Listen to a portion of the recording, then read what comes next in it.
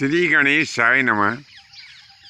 प्रिय बंधुओं, पूर्व समय में मगध देश में एक जरासंध नाम के बड़े ही बलवान राजा राज्य करते थे। हम आपकी सुविधा के लिए बता देते हैं कि वर्तमान में हम जिस प्रदेश को बिहार प्रदेश के नाम से जानते हैं, द्वापर युग में इसी क्षेत्र को मगध देश कहा जाता था और जरासंध इसी क्षेत्र के शासक थे। जरासंध बलवान होने के साथ साथ बड़े ही महत्वाकांक्षी थे। वे एन कैन प्रकरण किसी भी प्रकार से अपना प्रभुत्व स्थापित करने से नहीं चूकते थे। इसी श्रृंखला में उन्होंने क्या किया कि जगह जगह कई राजाओं के ऊपर हमला कर दिया और बहुत सारे निरपराध राजाओं को पकड़ करके उनने कैद कर लिया। उनका विचार ऐसा था कि इन सब राजाओं को पकड़ करके और मैं अपने कुल देवता के सामने बलि दे करके अपने कुल देवता को प्रसन्न करूंगा और कुल देवता के प्रसन्न हो जाने के पश्चात मुझे यश, बल और कीर्ति सभी कुछ प्राप्त हो जाएगा। ऐसा उनका विचार था। लेकिन वे यह नहीं जानते थे कि यह सारे कार्य अधर्म की श्रेणी में आते हैं।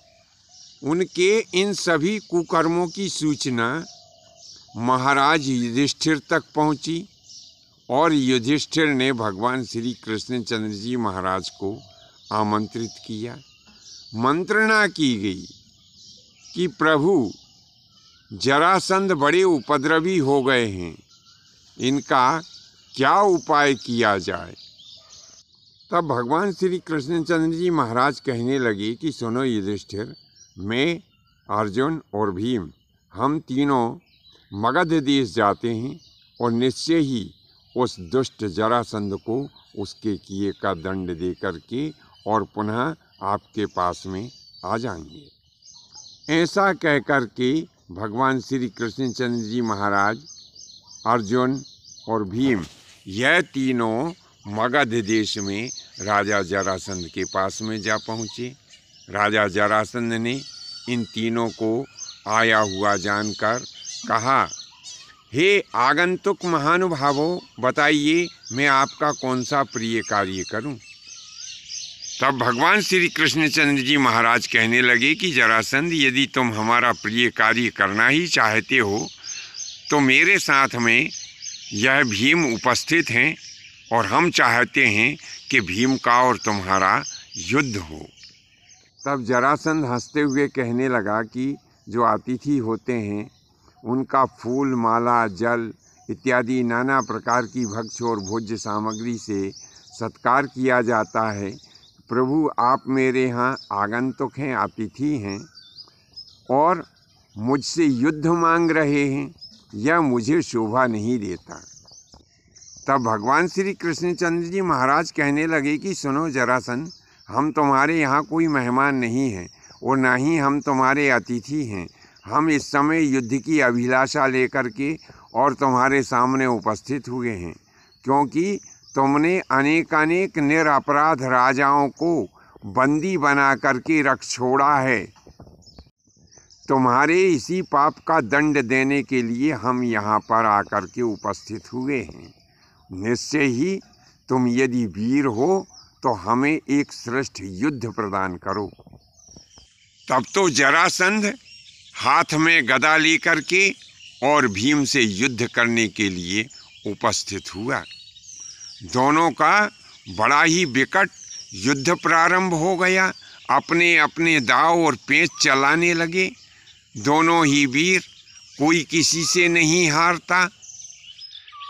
इन दोनों का युद्ध कार्तिक अंधेरे पाख की पड़मा यानी कार्तिक कृष्ण पक्ष की पड़मा से प्रारंभ हुआ था और कार्तिक कृष्ण पक्ष की 13 तक इनका युद्ध लगातार दिन और रात बिना खाए पिए चलता रहा। कोई किसी से हार मानने को तैयार नहीं था। यह जरासंध जो था, इसका संपूर्ण शरीर वज्र यानी लोहे के समान मजबूत था। केवल ऊपर से नीचे तक बीच का कुछ भाग ऐसा था कि जो बड़ा ही कमजोर था। दोनों को लड़ते लड़ते 13 दिन हो गए। तो कार्तिक कृष्ण पक्ष की 13 के दिन भीम लड़ते लड़ते कुछ अपने आप को कमजोर सा महसूस करने लगे। भगवान श्री कृष्ण ने उनकी यह मनोदशा भांप ली। तब कृष्णचंद्र भगवान ने क्या किया कि एक तिनके को उठाया और उस तिनके को उठा करके उसको बीच में से चीर दिया। ये इशारा भीम समझ गए। तो भगवान श्री कृष्णचंद्र जी ने भी जब उस तिनके को चीरा था तो उसको विपरीत दिशा में फेंका, यानी दाएं तरफ का जो तिनके का भाग था उसे बाईं तरफ फेंका और बाईं तरफ के तिनके का भाग जो था उसे दाईं तरफ फेंका। ये सब इशारा भीम ने समझ लिया। तब भीम ने क्या किया कि उस जरासंध को पृथ्वी के ऊपर पटक दिया।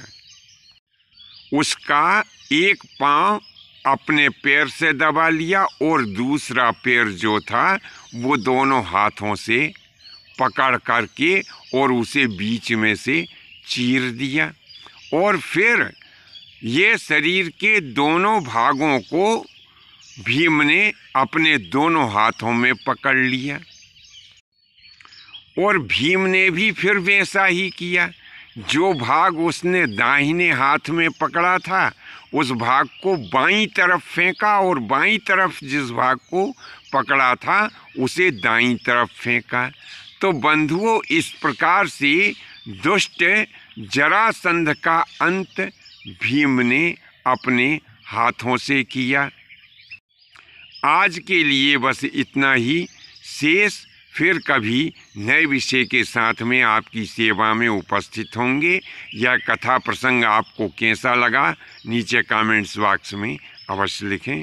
धन्यवाद। जय माता की, जय परशुराम जी की।